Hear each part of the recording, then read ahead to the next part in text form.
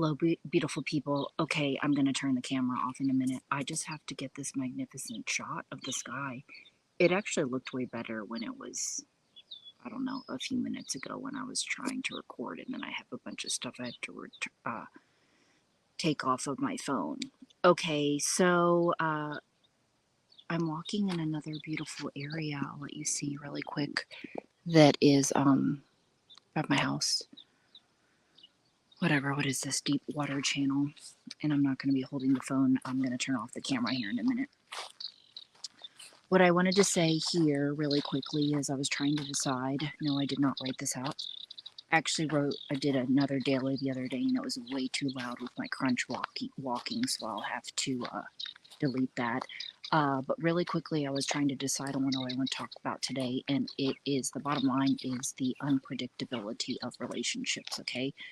So, a lot of different things have inspired this show today. Okay, so I don't know, I hope it helps you. This is, I would say, recording. I don't want to say a low moment, but I don't do this very often. And I just feel like, emotions are never consistent. Okay, so I will see you here in a minute. Well, not see you, but turn the camera off, okay?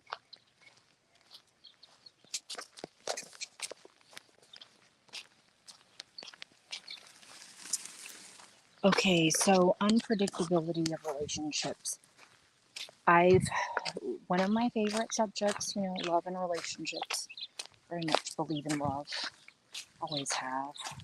Always wanted it, even though, I talk a lot about it is not found outside of ourselves. But, I've always wanted it, wanted to meet somebody, all that sort of stuff, which I have. And true love and all that sort of stuff, and ups and downs and all those sorts of different things, okay?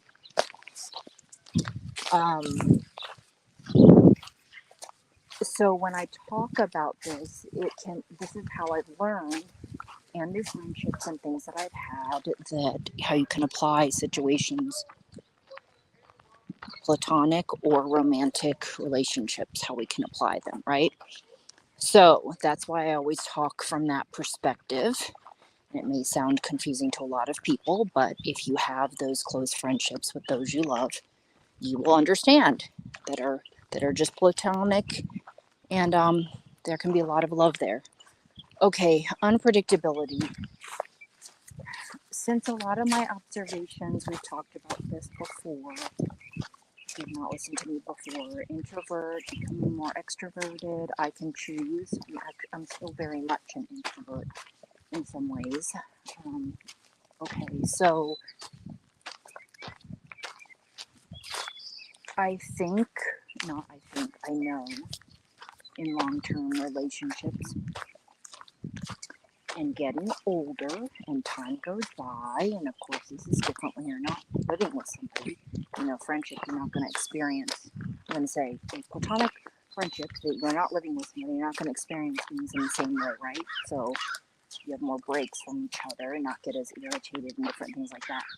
But so what I was thinking about for this show is it was making me think about all the stories that I've heard about when people get older, and regardless of how close you are or not, having to, I guess, manage the stress you end up dealing with maybe somebody who has dementia or alzheimer, or we're going to say those sorts of things, right? There might be some other challenges, and the stress involved with that, and hence why I'm going to have to be doing a lot of praying for anybody, for myself, for anybody on a daily basis, because there are just certain things that are going to be out of my control.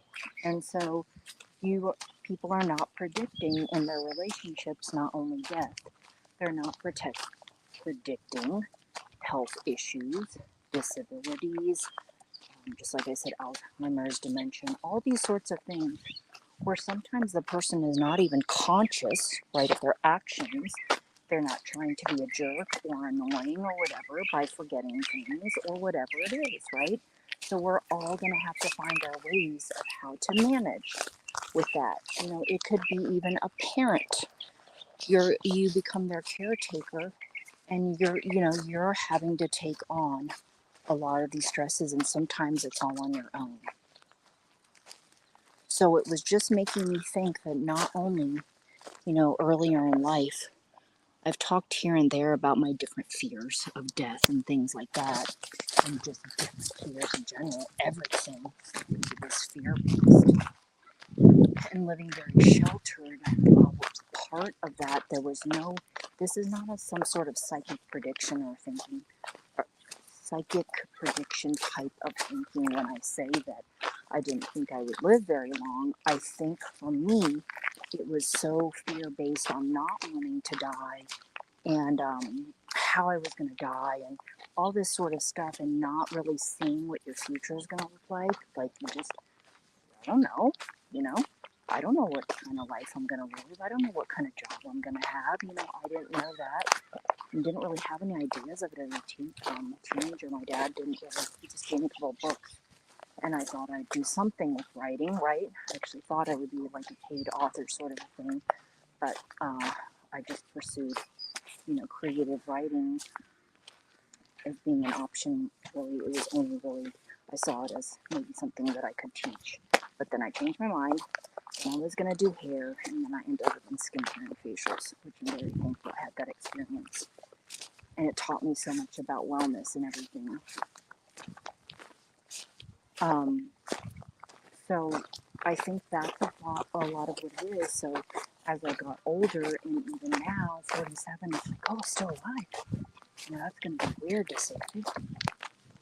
And then you see yourself, as we go in our different relationships, people changing, and like I said, health concerns or whatever it is that comes up, and people's attitudes maybe change, maybe certain areas of their behavior improve, right?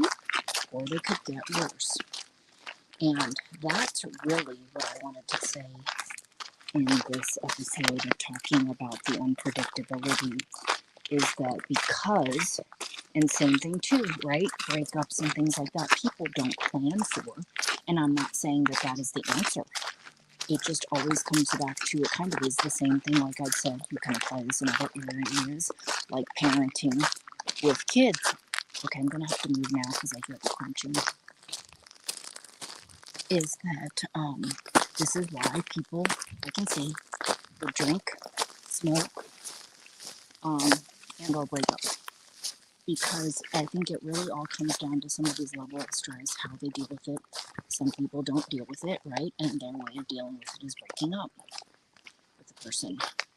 Break up either way, right? Break up friendship, don't talk anymore, whatever. People get divorced. Whatever these different reasons that, well, I say this is why I go back to saying all relationships are a risk, So I think if you go into that with that kind of mindset, I don't think it's being negative.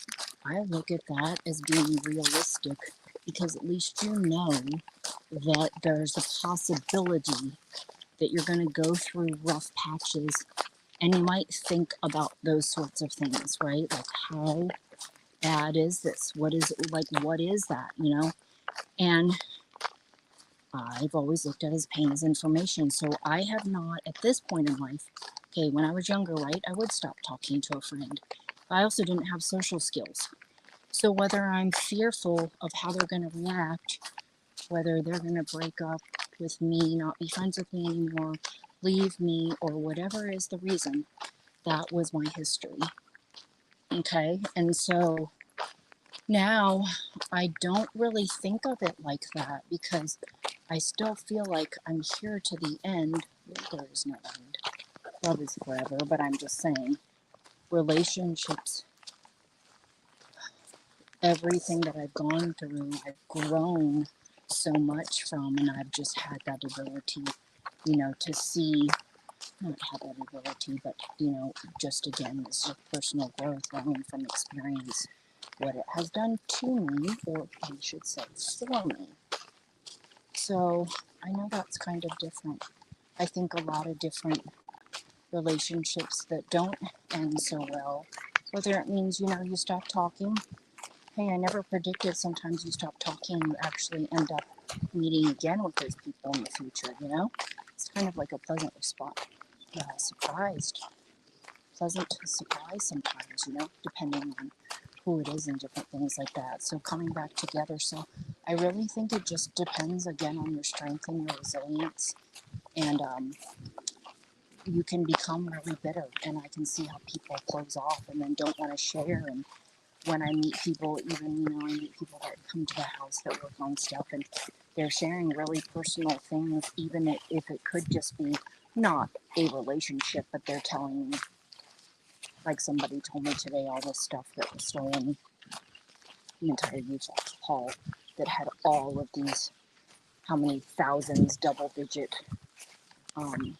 expenses in there, and traumatized and horrified and all this sort of stuff. But just sharing things like that, and really feeling for people and really hurting for people because their personal belongings and just all of this sort of stuff, you know.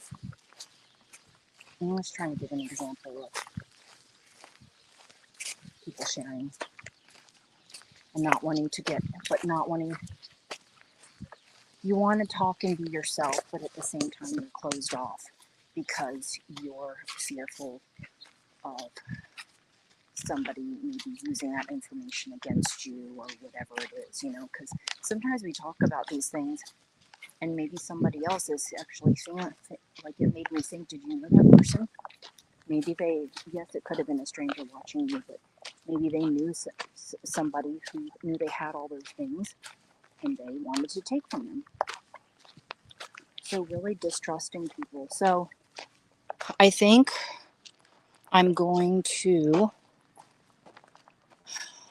end right here on basically just kind of wise words for advice for those interested in just like the personal stories thing. I didn't really give one other than I'm just telling you. Okay, I told you about the guy this morning, but just my experience in observing, hearing other people's stories and different things, you know. You hear about, you know, people either getting married or these happy times, but then you also see the path that they've walked through, and so many things, unpredictable, and just, it's not like planned to be surprised, but really just the almost hence the need for being spiritual.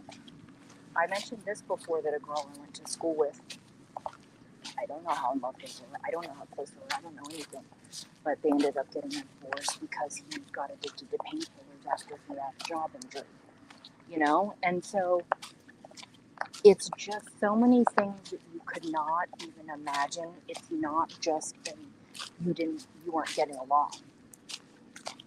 And so anybody, I feel like no one is immune to a breakup. There's also separations, right? People separate and get back together again. But I can just see all the emotional ups and downs, how we can all think of this about our relationships with each other. And then it just makes another thing to add to reflecting on life's different challenges, and that me not wanting to admit that definitely I am stressed in certain areas of my life, especially with this house buying process, two things going on at once and multiple people being involved and them not all communicating with each other, and just a lot of disorder. So there's just a lot of different things going on right now. So I am recording on one of those. I don't want to call it loneliness. It's just like, God, I feel like I can't keep my mood consistent. In general, I probably don't, but it's better most days than others, even when I'm not smiling very much, you know? Okay, so I will talk to you in the next video. Hopefully,